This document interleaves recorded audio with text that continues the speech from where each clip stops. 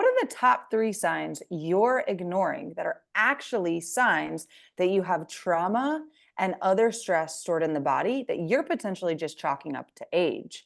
In this episode, we're going to talk about those top 3 things. My name is Leslie Urbith. I'm a registered dietitian and I'm a personal trainer.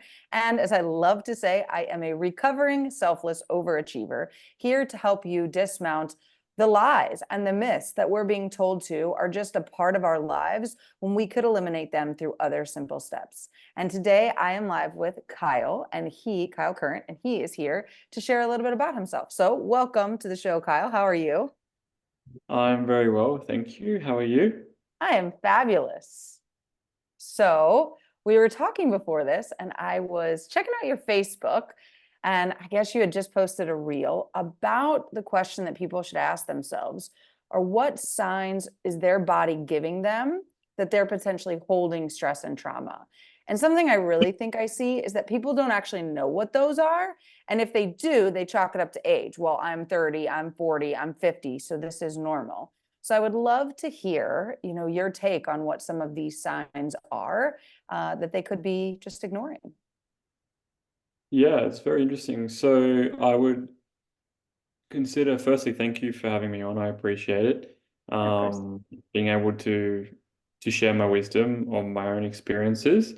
And for those that are listening, it's the top 3 signs I would say, like the first one would be to actually this is like listening to what your body's feeling. And I know, especially if it's funny coming from a man, because men don't generally feel into the body. They normally focus in the logical mind. So feeling into what the body's telling you. Now, what I mean by that is, for example, if you are in a position where you're feeling stressed or you're anxious and your body starts to shake in moments where you begin to shake your body, well, then that's the body signifying there's something wrong.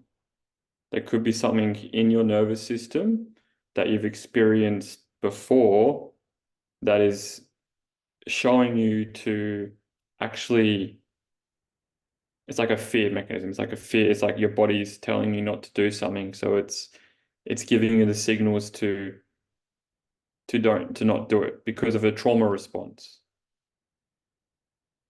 That's number one. I love it. Yeah, I think people don't have, I think sometimes people, chalk that up to different reasons, or, I think sometimes it's like, well, I should be scared in this situation or something. So yeah, that's a good one. Yeah, that's Um, very, very important. We go through this thing where it's fight or flight, freeze, or then fawn. It's like your body's in this fight or flight state. So when you're in that state, you don't know how to, or we're not taught, when we're not taught as humans to control the nervous system. And this is something I've invested a lot of money into understanding, like the psychology of the body and how it all works. So basically, your body goes into fight or flight, freeze, or fawn. So your body's in this freeze state, like, oh shit, I don't know what to do. That's why it's shaking. And it could be from an experience you've experienced as a child. Or if you go back, if you're into spirituality or whatever it is you're into, you go back to previous lives and can bring it back to the now. That's the first sign. Listen to your body, whatever it's telling you. It's okay to embrace, but also know that it's a sign for you to actually improve your life. Second one would be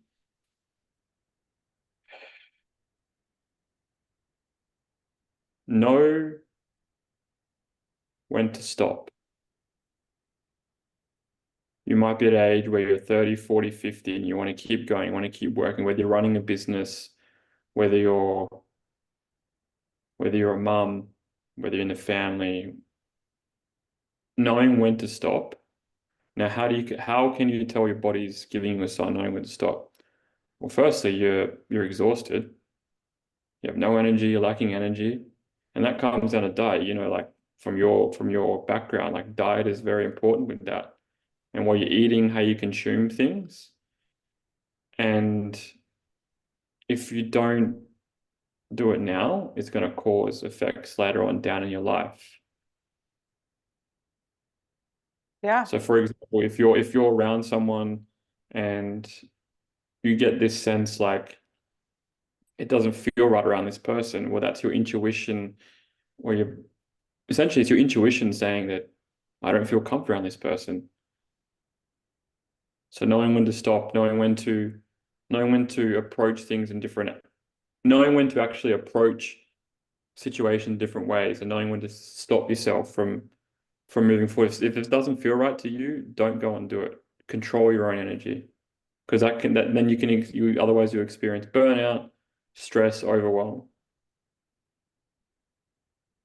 Yeah, totally. I think that a lot of people don't notice that, and that, exhaustion gets chalked up to other things, but really we go into our survival brain, right? And then we're unable to comprehend most other things. And, it's just kind of like, well, I have to do this instead of I want to. So that's a good one. Yeah. What would be a third thing you would think that they're experiencing or having?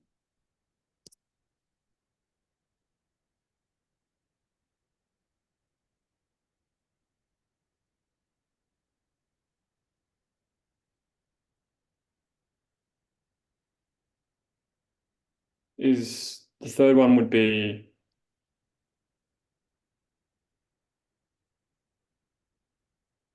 if there's emotion coming up for you, this one will hold deeply to my heart.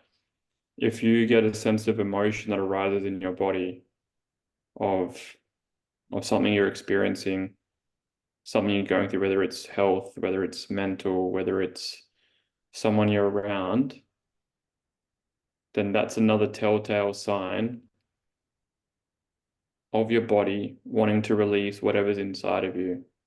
Whether that's through a cry, whether that's through yelling in a pillow, whether that's through just exercising or doing something to release that energy, because the energy that's inside of you could be built up emotion you haven't expressed before. And I know especially for women, anger is something that don't really address too much. Whereas men, we seemingly use the anger in different ways, like it's controlling in the right way and knowing where to go and who to see. And it's a telltale sign that your body's wanting to shed layers, because what you don't express, you suppress. And when you suppress it, it can control behavior patterns in your life that sometimes are very unconscious, so you don't realize you're doing, until it hits you in the face, and then you realize you have to actually come to a stop. Your body will start breaking down if you don't stop. That also means that when your nervous system is shaking, your body will not want to do anything. You'll shut down. Your whole nervous system will just collapse. So being able to find the right support in whatever you're moving through as a human, as a person, as a man or woman, is probably the overall arching chemistry of the actual three different signals. Yeah, completely. Totally. With that one, with what you were saying, my brain was like, oh yeah, totally. I think that, have you ever seen, oh my gosh, I'm forgetting the name of the movie and I was just thinking it, that's why my brain was there. Inside Out 1. In Inside Out 1, the woman's main character in her brain is sadness, right? And the man's main character is anger. And then they just changed the colors in their brains, right? They didn't take, I've never seen the second one. We're waiting till it comes out on Disney Plus, but yeah, I'm excited. So good. It's so good. I'm excited, but yeah, so I loved the first one, and I've watched it so many times with my kids just to analyze each detail. I'm like, it's so interesting that Joy is the one running the show in the kids' heads, right? But then the adults' head, it's like sadness in a woman and anger in a man. And it makes so much sense. And I agree with you on that thought process. One of the best tips I ever got was, when you have your feeling, feel it. If not, you're just sweeping it under the rug to make it so big that one day you do explode. And yeah, I think that's a fabulous way of putting it, just to allow the emotion. And I, at one point as a woman, I kind of felt like, well, what if I do it and I don't stop crying? Or what if I do it and I don't stop being angry, right? That was a long time ago. But when I had that, it was something where I had to, like, maybe you are going to be sad or angry for a hot minute, but it will pass.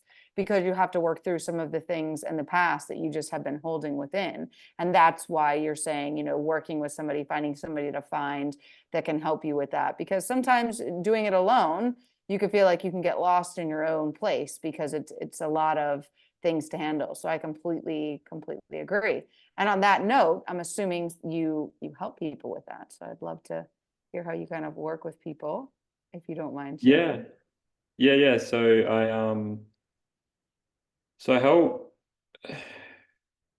entrepreneurs, creatives, and professionals who are struggling with vulnerability. And what I do is help with that through healing their inner child.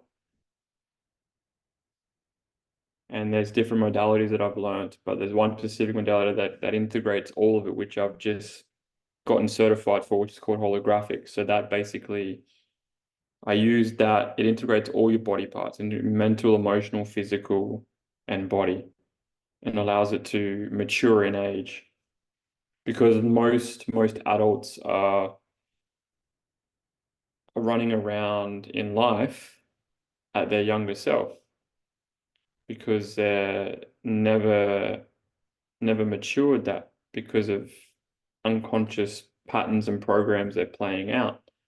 So when you can actually go back in time and heal your younger self to overcome these certain emotions, these certain behaviors that you're doing, you can allow yourself to start to live life at the actual age you're at and not run your business at a 3-year-old or a 10-year-old, and being able to control the emotions and actually build a tolerance to the actual emotions and your body will start listening to you on a deeper level. And that's why I support entrepreneurs, creators, and professionals to allow them to be able to let go and release any emotion, but also give them the wisdom that I've learned on my own journey to implement that in their own life. Yeah, I love it. That's fabulous. So for all of you that actually see me just listening to what he's doing this, I'm like, yeah, that sounds great. And for all of you that are listening, below will be all of his links that are listed for you to connect. Definitely follow him. It was definitely worth reading and scrolling through his Facebook for a few minutes. So seeing just a little bit more about him and the things that he could help with. And of course, if you have questions, concerns, things below, please post them, write questions. If I can't answer them myself, I'll make sure to pass them over to Kyal, so he has them as well. Thank you so much for being here today, as always. And again, please like, share, subscribe to my channel. And I look forward to seeing you guys all on the next episode. And have a fit and fabulous day. Bye for now.